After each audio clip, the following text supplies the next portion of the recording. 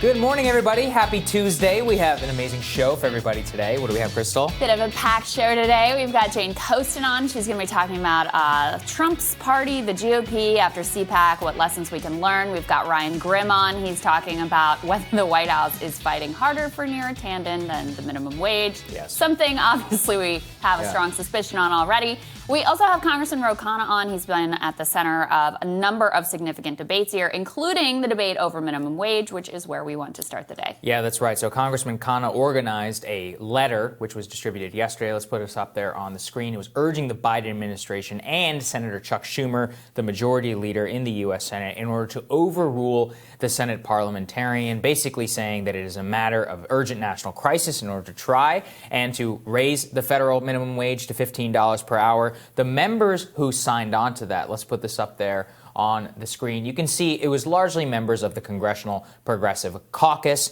who signed on to this effort. Now, it's unclear whether such a thing is going to happen, but the most significant one is the moves that Bernie Sanders is beginning to make. So let's put this up there as a direct quote that he told a reporter yesterday about how exactly he feels about the Senate parliamentarian overruling the minimum wage. They're discussing that my personal view is the idea we have a Senate staffer, a high-ranking Senate staffer, deciding whether 30 million Americans get a pay raise or not is nonsensical. We have got to make that decision, not a staffer who's unelected. So my own view is that we should ignore the rulings and the decision of the parliamentarian, then saying he's going to force a vote, Krystal, on the $15 minimum wage. So a lot of stuff going on there. Obviously, after they dropped their original proposal, they're trying to force a vote on an amendment. It's unclear whether such a thing is going to pass. Manchin, obviously, probably going to vote against it. But he is going to be putting many of these senators on the record. And it's going to be a difficult spot for a lot of people if they do take this vote.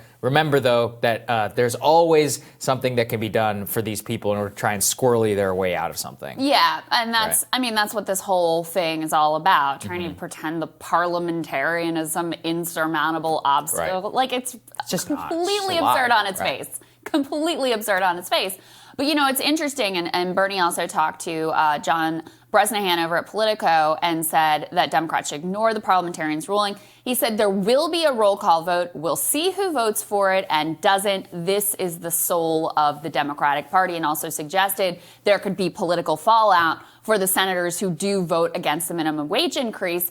And what's interesting about this is it's very much the logic of the Force the Vote campaign. I mean, that was the whole idea there. It's like, okay, you may not get Medicare for all this time, but you're going to put people in a tough spot during a pandemic. And it's the same thing here. Look, I don't think it looks likely that we're going to get $15 minimum wage at this point, or really at all during the Biden administration, if they're unwilling to engage in even the most basic of, I don't know, hardball, medium ball tactics to get this done, just like the basics of actually governing to get this done. But you put people on the record and you put them in a tough spot.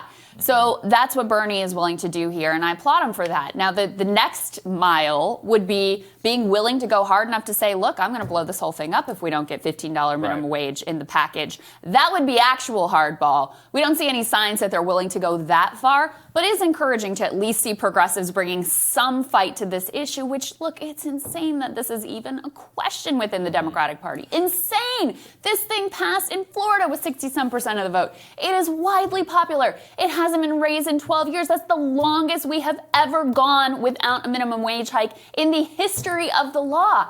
This is an absurdity, and the fact that the White House just completely, instantly rolled over on something, by the way, that was a key promise made not only to progressives, but to working class people across the country, and they just instantly fold. That's the part I actually just don't understand, which is, okay, Joe Manchin says he's not going to do 15. But you could negotiate. You could do 12, maybe 11. I don't know. I mean, you could maybe even get 11. You could probably get 5, 6, 7, number of Republican votes in order to make that happen. And then you fight another day in order for 15. But they are not even doing that. Joe Biden caved over 2 weeks ago. And I think we called that out here, and most people were not willing to do it, which is that the moment that the president says it's probably not going to happen, who's willing to negotiate then? Yeah. If he says this is a major priority for my administration, it is going to pass, well, then people start to negotiate. The White House goes to bat. The White House Office of Legislative Affairs. And actually, reporter Jeff Bennett yesterday in the White House press briefing room, he called out the White House press secretary there, being like, you guys are going to, quote, fight our guts out for Neera Tanden's nomination. Why aren't you fighting for the minimum wage? Let's take a listen to what she said. The White House doesn't have 50 votes to confirm Neera Tanden as OMB director, and yet we heard from the White House Chief of Staff say that the White House is they're going to fight their guts out. Fight our guts out was the phrase he used to get her confirmed. So why push for that and not push as hard, one could say, for raising the minimum wage? You could make the argument that the American people stand to benefit more from a higher wage than they would from a chosen OMB director. Well, I think that's mixing a few things kind of irresponsibly, if I'm just being totally honest. I would say on the minimum wage, the president included a raise of the minimum wage in his package because he felt strongly that it's long overdue, that men and women working hard, trying to make ends meet, shouldn't be living at the poverty level. That's why he put it in his package.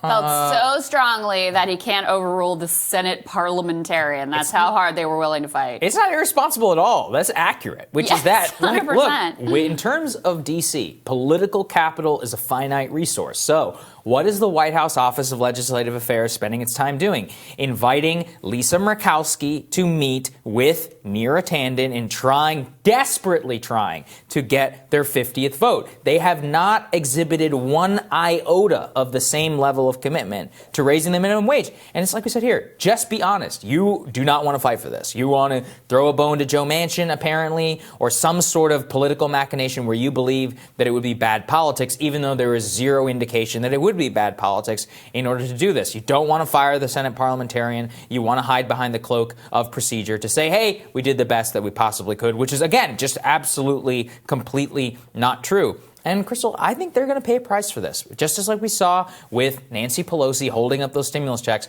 people know when you're full of it on whether it's procedural or not. Like when she was holding up $1,400 stimulus checks or whatever, $600 stimulus checks at the time she was like arguing over, vaccine money or something like that a couple of months ago. And everyone was like, these are not good faith concerns. You're just trying to hold it off till the election, which was true and probably did cost Trump re-election. But her House majority slipped, and I think people are going to remember something like this. People like Corbin Trent and others who are running ads against Manchin, especially if Bernie does force a vote, he can say, look, he voted against your minimum wage in your state. That's a problem. First of all, why is it that centrists always go so much harder than the progressives? Yeah. Well, they do. Manchin would be totally willing to blow something up because he doesn't did like already. that. I mean, he's just always willing to walk away, go to the mat. And no one in the press ever gives him a hard time about it. They always just assume, he's reflecting the interest of his state. No, he's not. This is popular in his state. Actually, left of center economics in general are popular in his state. So don't give me that bullshit. But yeah, they're always perfectly willing to blow the whole thing up. And again, I do see progressives fighting on this issue, and I'm encouraged to see it. I'm encouraged to see what Bernie Sanders is doing to force the vote. I think that in and of itself is actually significant because exactly the political dynamics that you're laying out. But it's always interesting to see that the centrists have no qualms whatsoever. I hate even calling them centrists. He's on the fringe. He's the one that's out of step with the mainstream, by the way, here, Senator Manchin, not Bernie Sanders and the progressives who were the actual moderates and in the mainstream on this particular issue. So there's that. Then there's the fact that as that reporter was asking a fantastic question, something that's a little unusual for the White House press corps, it was. It's totally clear that they are willing to expend all the political capital in the world to repay some Clinton world operative favor. Like, that's what Neera Tanden is. Her whole thing is being close to Clinton world, raising a lot of money for people who are allies of the Clintons. She's getting, repaid in this way, and they're willing to spend all kinds of political capital for that.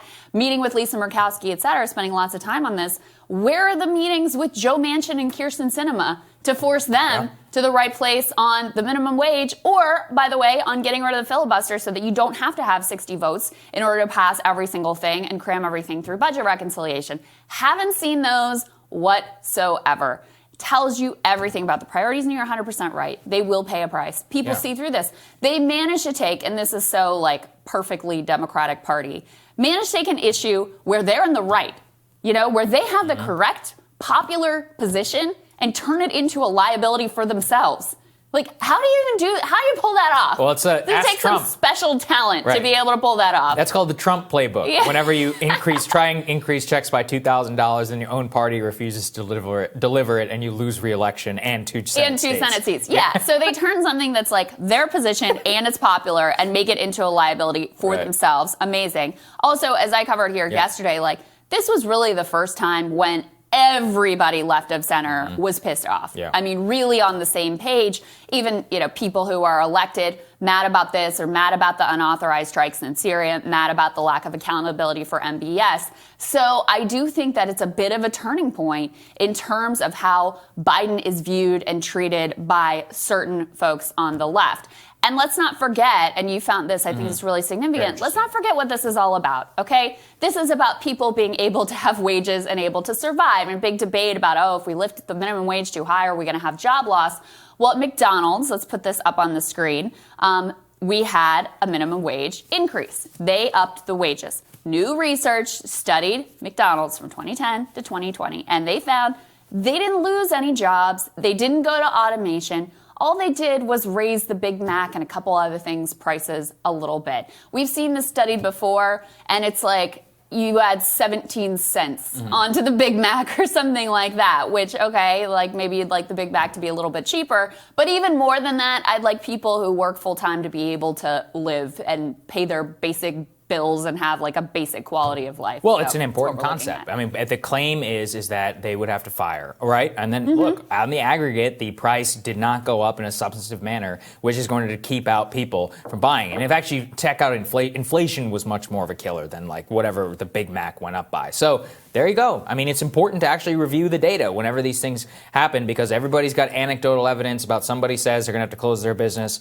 or whatever. Maybe it's true. I'm willing to hear it out. But in terms of the macroeconomic data from past minimum wage increases, most of the stuff that people say on the warnings just don't pan out to be true. Indeed. There you go. All right, we're going to tell you what's on our radar, so that's next.